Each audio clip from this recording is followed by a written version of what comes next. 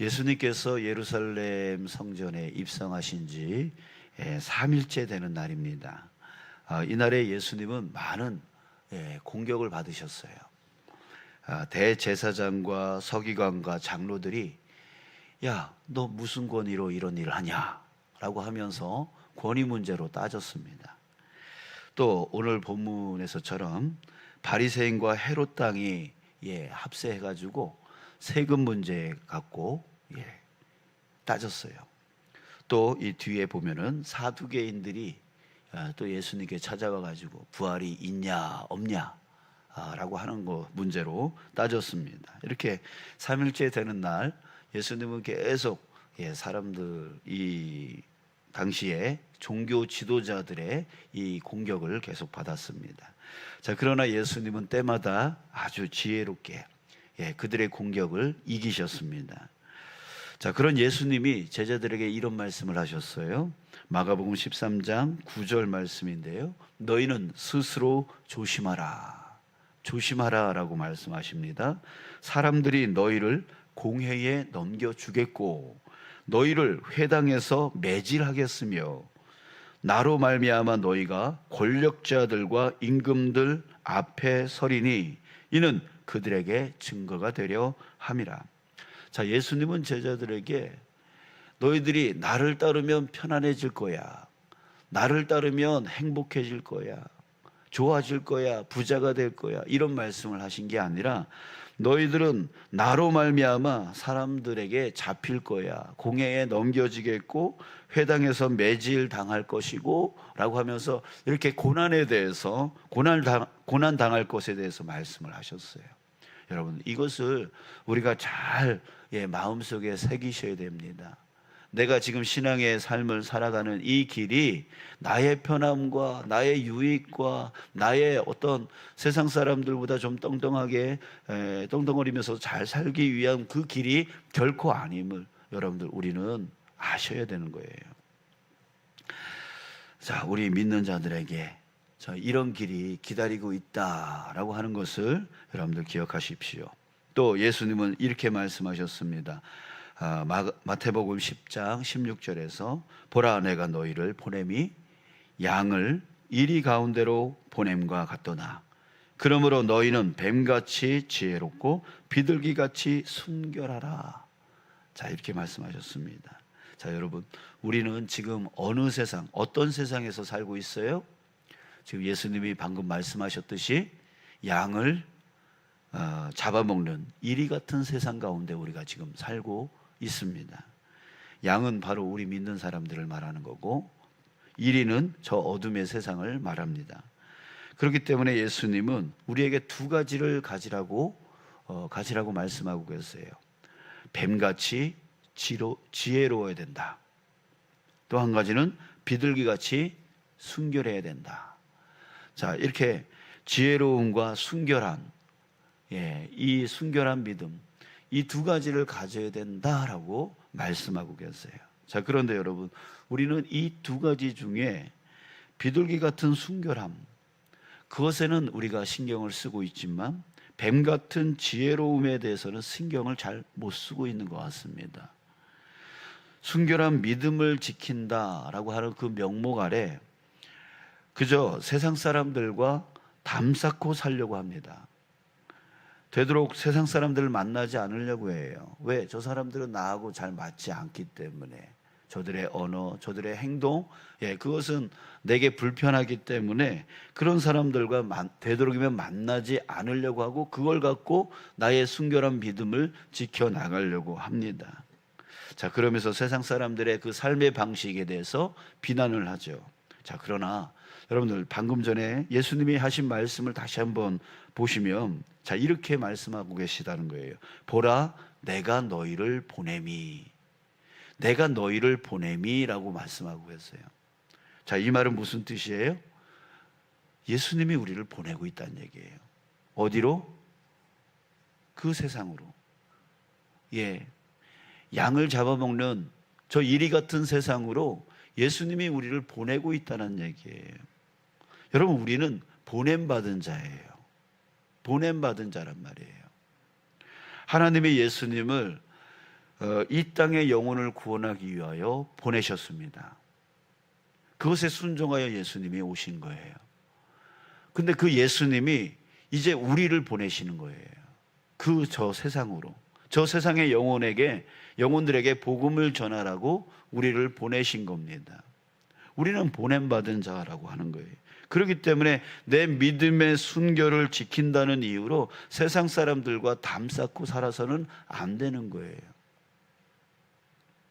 우리는 이 어두운 세상 가운데로 나아가서도 이 믿음의 순결함을 지킬 줄 아는 자가 되어야 된다는 거죠. 그 방법은 뭡니까? 바로 뱀같이 지혜로워져야 된다는 거예요. 예, 지혜로워져야 돼요. 지혜를 가지고 어두운 세상 속에서도 믿음을 지킬 줄 아는 그런 자가 되어야 되는 거예요. 자, 그래서 베드로가 이렇게 말했습니다. 베드로전서 3장 15절에 너희 마음에 그리스도를 주로 삼아 거룩하게 하고 너희 속에 있는 소망에 관한 이유를 묻는 자들에게 대답할 것을 항상 준비하되 온유와 두려움으로 하라, 이렇게 말하고 있어요. 나만 하나님 잘 믿고 나만 깨끗하게 살면 된다라고 하는 생각은 잘못된 신앙인입니다. 우리는 하나님을 믿습니다. 하나님께서 우리를 도우시고 채우시고 이끌어 주실 것을 믿습니다. 그렇다고 가만히 있어도 된다라고 하는 것이 아니에요. 가만히 있는다고 하나님이 도우십니까? 가만히 있는다고 하나님이 채워주십니까? 그렇지 않아요. 우리는 항상 대답할 준비를 하고 있어야 되는 거예요. 그것이 바로 지혜입니다. 그 지혜로 우리는 헤쳐나가야 돼요. 그것이 온전한 신앙이에요. 온전한 신앙이에요. 여러분, 한번 갈렙을 한번 생각해 보세요. 그는 하나님께 땅을 약속받았어요. 약속받았다고 해서 그는 가만히 있지 않았습니다.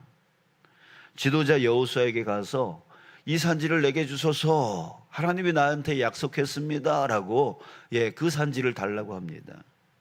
그리고 그 땅을 취하기 위해서 정탐꾼을 보내서 그 지역의 지형과 군사력을 살폈습니다. 그리고 맞서 싸울 군사력을 준비했습니다. 그러면서 하나님이 나와 함께 하시고 나를 도와주실 줄 믿고 나아가서 싸웠습니다. 싸워서 어떻게 했어요?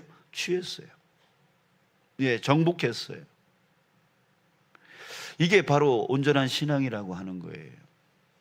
나 하나님 믿어요. 나 하나님이 지켜주실 걸 믿어요. 나 하나님이 인도해 주실 걸 믿어요. 그리고 나서 가만히 앉아있는 그런 자가 신앙인이 아니에요. 하나님을 믿으니 넘어서는 거예요. 하나님을 믿으니 내가 나가서 취하는 거예요. 하나님이 도와주실 줄 믿고. 여러분들이 오늘 이 비가 왔음에도 불구하고 그럼에도 하나님이 나 지켜주실 줄 믿고 이곳으로 달려오신 것처럼 그게 바로 믿음이라는 거예요. 바로 믿음이라는 거예요. 이기는 것이 바로 믿음이라는 거예요. 준비해야 돼요. 그것을 이기기 위해서 준비를 해야 돼요. 내가 고난주간 열심히 나아가기 위해서 건강관리하고 또한 생활 피곤하지 않도록 미리 먼저 한두 시간 더 먼저 자리에 눕고 이런 식으로 준비를 해야 되는 것처럼 우리도 세상에 나가서 주님의 복음 보냄받은 자로서 주님의 복음을 증거하며 그 양을 잡아먹는 그런 세상 가운데서 우리가 헤쳐나가고 이겨나가기 위해서 준비하여 나아가서 싸우는 거, 헤쳐나가는 거, 이것이 우리에게 필요한 거예요. 이것이 바로 우리가 가져야 될 온전한 신앙인 것이죠.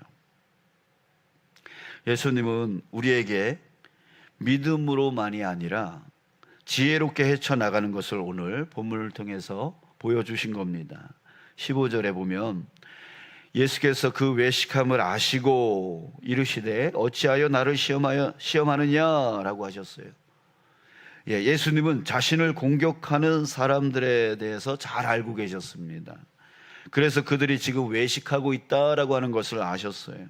그들은 처음에 아주 달콤한 말로 다가왔습니다. 14절에 보세요. 선생님이여, 우리가 아노니 당신은 참되시고 아무도 꺼리는 일이 없으시니 이는 사람을 외모로 보지 않고 오직 진리로서 하나님의 도를 가르치심이니이다.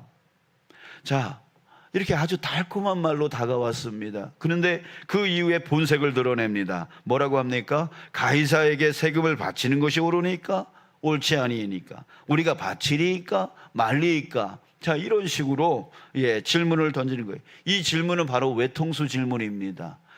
바쳐야 된다라고 하면 바리새인들이 뭐라 그럴까요? 야, 너는 매국노야, 이렇게 또 몰고 갈 겁니다. 근데 바치지 말아야 한다라고 하면 뭐라고 해요? 헤롯 땅이 예수를 로마의 적으로 또 몰고 갈 겁니다. 자, 이에 예수님은 우문현답으로 대답하셨어요. 가이사의 것은 가이사에게, 하나님의 것은 하나님에게. 그러니까 너희들이 판단해서 너희들이 알아서 그렇게 결정해라, 이렇게 말씀을 하신 거예요. 자, 이 대답에 사람들이 바리새인도 또 헤롯 땅도 아무 말 못하고 그냥 떠났어요. 자, 여러분, 이 사건은 세상이 우리를 어떻게 공격할 것인지를 잘 보여주고 있습니다. 자, 첫 번째, 세상은요, 우리를 공격하기 위해서 어떻게 다가와요? 달콤하게 다가온다는 거예요.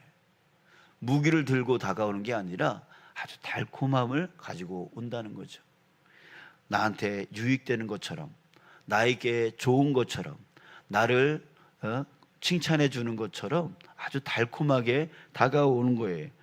자, 바리새인과 헤롯 땅이 함께 예수님께 왔다고 했는데요, 이게 정말 말도 안 되는 일을 지금 이들이 하고 있는 거예요. 백과사전에 찾아보니까 헤롯 땅에 대해서 이렇게 써 있습니다. 헤롯 땅은 유대 민족의 매국노 집단이다. 헤롯 땅은 로마 제국의 빌부터 권력을 쟁취한 헤롯 왕가와 더불어 이익을 공유하는 집단이다. 헤롯 왕가에서 밥벌이를 하는 사람들을 말한다. 자, 헤롯 땅은요, 매국노 집단, 그러니까 우리 일제강점기 때에 일본 편에 서가지고 이 나라 사람들을 잡아다가 이렇게 신고하고 막 이런 식으로 그렇게 매국노 집단으로 여겨졌던 사람들이 헤롯 땅이에요. 자, 그런데 바리새인들은 정반대이죠. 민족주의자들이죠. 유대인의 율법을 지켜야 되고 전통을 지켜야 되고 유대인들을 지켜야 되는 그런 사람들이 바로 바리새인들이었죠. 그래서 바리새인과 헤롯 땅은 완전히 적대적인 관계예요. 바리새인들은 헤롯 땅을 아주 극단적으로 혐오를 합니다. 자, 그런데 이들이 지금 예수님을 공격하기 위해서 야합하고 있다는 거예요. 야합하고 있다는 거예요. 자, 그래서 예수님은 이들이 말하는 것이 외식임을 아셨어요. 자, 여러분, 이렇게 세상이 우리를 공격하기 위해서 야합을 해요.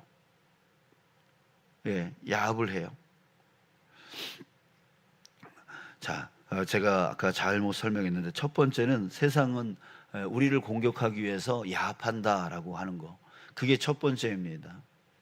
이렇게 우리 믿는 사람들을 공격하기 위해서 서로 맞지도 않는데 서로 야합해가지고 우리를 공격하는 거, 그게 바로 세상이에요. 자, 또 두 번째는 아까 처음에 얘기했듯이 우리를 공격하기 위해서 먼저 달콤함으로 다가온다는 거죠. 예수님께 다가온 이 두 집단이 먼저 예수님께 칭찬합니다. 이렇게 겉으로는 우호적으로, 그러나 속으로는 무너뜨리기 위해서 우리를 공격해 온다는 거예요. 이때 우리는 그들의 외식을 알고 대처할 수 있어야 되는 것이죠. 자, 그런데 요즘 우리 신앙인들에게서 이 세상의 외식에 허물어지는 것을 많이 보게 됩니다. 이런 세상의 외식, 외식적으로 다가오는 이런 것들에 대해서 허물어져요. 믿음이 있다라고 자부하는 그 성도들에게서 신앙의 원칙이 허물어지는 것을 많이 보게 되어집니다. 신앙의 원칙이 무너져요. 나는 어떤 일이 있어도 하나님 앞에서 이것만은 꼭 지킨다. 여러분들에게 그런 것이 있겠죠? 나는 어떤 일이 있어도 하나님 앞에서 반드시 이것만은 지킨다. 이런 신앙의 원칙. 그게 예배와 기도일 수가 있고요. 또 어떤 윤리적인 것일 수도 있습니다. 나는 반드시 이거는 하나님 앞에서 내가 지킨다. 그런데 이런 것들이 허물어진다는 거예요. 대신 이런 마음이 들어옵니다. 아유, 한 번쯤이야. 한 번 빠지는 것쯤이야. 한 번 이렇게 하는 것쯤이야. 이런 마음이 들어와요. 이 정도쯤이야 하나님이 봐주시겠지. 이런 마음이 들어와요. 여러분 시편 1편 1절 말씀 여러분 기억하십니까? 복 있는 사람은 하면서 어떻게 시작하죠? 악인들의 꾀를 쫓지 아니하고 죄인들의 길에 서지 아니하고 오만한 자들의 자리에 앉지 않는. 자, 이걸 잘 생각해 보세요. 먼저 꾀라고 했어요. 꾀는 생각이죠. 그 다음에 선다라 그랬어요. 거기에 서요.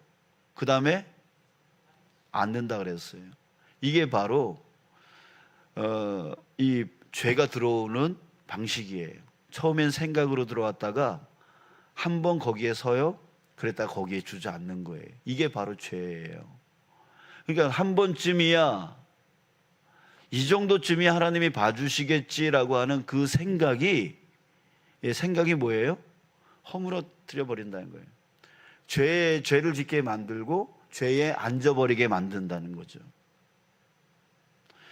여러분, 이렇게 정말 나는 믿음 있어 라고 하는 사람들까지도 이제는 그 신앙의 원칙, 이거 한 번쯤이야 이쯤이야 하나님이 봐주시겠지, 이런 마음이 허물어뜨려 버리는 거예요. 자기 신앙은 절대로 변하지 않을 거라고 생각을 하죠. 그러나 이미 그 생각이 들어가면 허물어져 버린다고요. 그래서 신앙의 원칙은 우리의 신앙을 지키기 위한 마지막 보루입니다. 이것만은 내가 반드시 지킨다라고 하는 것을 지켜나가는 것이 하나님과의 약속이자 내 신앙을 지켜나갈 수 있는 방법이라고 하는 거예요. 세상이 달콤함으로 다가와서, 달콤한 그 외식으로 다가와서, 야, 요쯤이면 어떠냐? 이 정도쯤이면 어떠냐? 야, 오늘 쉬는 건 어떠냐? 하면서 나의 편함을, 나의 유익을 주는 것처럼 달콤하게 다가온다는 거예요. 이게 바로 외식이에요. 그래서 우리의 신앙의 원칙을 허물어 버리는 거예요. 허물어지면 나의 믿음은 변하지 않나 라고 하지만 그게 무너지는 거죠. 지난 금요 기도회 때도 이런 말씀 전했는데요. 우리 신앙인들이 이런다는 거죠. 남들도 다 그렇게 하는데 이렇게 말해요. 근데 여러분, 하나님의 마음을 한번 생각해 보세요. 하나님의 마음은 어떤 마음일까요? 하나님은 이런 마음을 갖는다는 거예요. 남들이 다 그럴지라도 너만은 그러지 않기를 바란다 라고 하는 게 하나님의 마음이라는 거죠. 북이스라엘이 죄악 가운데 있더라도 남유다야 너만은 그러지 않기를 바란다, 이렇게 외쳤던 게 바로 하나님이에요. 그러니까 우리는 남들도, 저 장로들도 다 그렇게 하고, 저 권사들도 다 저렇게 하고, 저 목사들도 저렇게 하는데요, 내가 한들 뭐가 달라지겠어요? 이게 아니라, 저 목사가 저 죄악을 저질러도, 저 장로가 죄를 저질러도, 저 권사가 죄를 저질러도 너만은 그러지 않기를 바란다. 이것이 바로 하나님의 마음이에요. 그러니까 여러분, 우리가 그런 마음으로 지켜나가야 된다라고 하는 거예요. 저런 장로도 무너지는데 나야 이런 식으로 하면은 다 무너져 버리는 거예요. 다 무너져.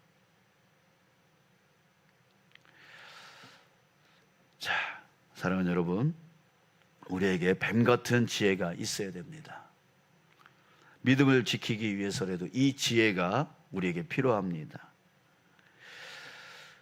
여러분, 지금 나에게 다가온 그 달콤한 것이 세상의 외식인지 아닌지 여러분들 분별하는 게 바로 지혜입니다. 그것이 나를 이롭게 만드는 게 아니라 내 믿음을 죽이고 하나님을 떠나게 만들려는 세상의 공격임을 여러분들 우리는 알아야 됩니다. 또 두 번째, 세상과 담쌓고 살아가는 것만이 내 믿음을 지키는 것이 아니다라고 하는 것을 여러분들 아는 거, 이게 바로 지혜입니다. 우리는 세상에 복음을 전하기 위해서 보냄받은 자이다라고 하는 것을 여러분들 기억하십시오. 우리는 나가야 돼요. 세상 사람들에게 나아가야 돼요. 그러면 우리의 믿음을 어떻게 지키느냐? 그 안에서 우리가 믿음을 지킬 줄 아는 자가 되어야 돼요. 이게 바로 지혜예요. 예, 지혜예요. 믿음을 자꾸 사용해야 돼요. 믿음을 자꾸 사용해야 돼요. 여러분들 운동하시죠? 왜 운동해요? 운동하면 근육이 키워지잖아요. 그래서 건강해지잖아요. 그런 것처럼 우리도 믿음을 자꾸만 사용을 해야 이 믿음의 근육이 생길 수가 있는 거예요. 여러분들 우리 이런 얘기 많이 합니다. 요즘 아기가 태어나면 너무 무균 상태에서 아이들을 키운다는 거예요. 뭐 집안에 막 깨끗하게 하고 공기청정기도 막 틀어주고 막 이러면서 무균 상태에서 아이들을 키우니까 이 아이들이 뭘 못해요? 면역력이 떨어져요. 그러다 보니까 이 아이들이 바깥에 나가서 활동을 잘 못해요. 활동하면은 막 아토피 생기죠. 이런 면역력이 약해지니까 그걸 저항할 수 있는 능력이 안 생기는 거죠. 더 많은 질병 가운데 노출되어지는 거예요. 근데 우리 어렸을 적에는 어떻게 했어요? 엄마 아빠 바깥에서 일하니까 나가서 막 흙도 막 파먹고 막 그렇게 하잖아요. 그렇게 컸는데 그렇게 크니까 어떻게 해요? 면역력이 강해지는 거죠. 그러니까 튼튼해지는 거예요. 그러니까 우리도 믿음을 지키려고만 저 세상 사람들하고 담싸우면서 믿음을 지키려고만 하면 무균 상태에 있는 거와 똑같은 거예요. 면역력이 강건해질 만한 힘이 없어지는 것이죠. 여러분, 믿음을 계속 사용해야 돼요. 또 얘기하지만 여러분들 오늘 이 비 가운데서도 갈등하는 가운데서 이렇게 여기까지 오시는 그 과정이 여러분들 믿음을 사용하신 거예요. 그 믿음이 더 강건해지는 거죠. 우리는 계속 그렇게 믿음을 사용해야 돼요. 끊임없이 믿음을 사용해야 돼요. 위기 가운데서, 힘든 가운데서, 어려운 가운데서, 고난 가운데서, 악한 질병 가운데서, 마음의 상처 가운데서 계속 믿음을 사용해야 돼요. 믿음을 사용해요. 그 믿음을 사용하면 내 믿음의 근육이 성장해지는 거죠. 그러면 더 강건해지는 거예요. 어떤 환경, 어떤 어려움이 와도 믿음이 흔들리지 않는 그런 사람이 되어지는 거예요. 근데 세상과 담쌓고 살아가면 우리는 믿음을 사용할 기회가 없어지는 거죠. 그러면 믿음의 면역력이, 믿음의 근육이 약해질 수밖에 없어요. 그러면 쉽게 어려운 일이 생기면 쉽게 넘어져 버리는 거예요. 쉽게 쓰러져 버리는 거예요. 이런 상태로는 이 세상에 정말 예수님이 말씀하셨던 공회가 너희들을 붙들어서 고문할 거야, 힘들게 할 거야, 어렵게 할 거야, 이거 어떻게 우리 이길 수 있겠어요? 앞으로 더 심각해질 텐데요. 자, 여러분, 우리 믿음을 자꾸 사용할 수 있는 저 세상 가운데로 나아가서 믿음을 지킬 줄 아는 그런 자가 되어야 됩니다. 그게 바로 지혜예요. 자, 세 번째는 허물어진 우리 신앙 원칙을 다시 세워나가야 됩니다. 이것이 바로 지혜입니다. 신앙 원칙. 나는 하나님 앞에서 이것만은 반드시 지킨다. 나는 이 주일 예배 반드시 내가 지킨다. 어떤 일이 있어도 반드시 지킨다. 이런 식으로 여러분들의 신앙 원칙, 정말 하나님을 내가 붙들고 놓지 않기 위해서 가져야 될 그 신앙 원칙을 각자가 우리 다시 한번 세워나가기를 원합니다. 이것이 있어야 우리의 믿음을 지킬 수 있는 최후의 보루를 세울 수 있는 거예요. 어떤 적군이 쳐들어와도 그 믿음을 지킬 수 있는 자가 되어줄 수 있는 것이죠. 여러분, 이 신앙 원칙을 갖는 것, 세우는 것, 이것이 바로 우리의 지혜입니다. 사랑하는 여러분, 뱀같이 지혜로워지기를 간절히 바랍니다. 아멘. 그래서 이 믿음의 순결함도 지켜나가면서도 세상에 복음을 전하는 그런 저와 여러분, 우리 신앙인 되어지기를 간절히 소원합니다. 예수님이 이 땅 가운데 오셔서 그걸 우리에게 보여주셨고 또 우리에게 그렇게 살아가라라고 말씀하고 계십니다.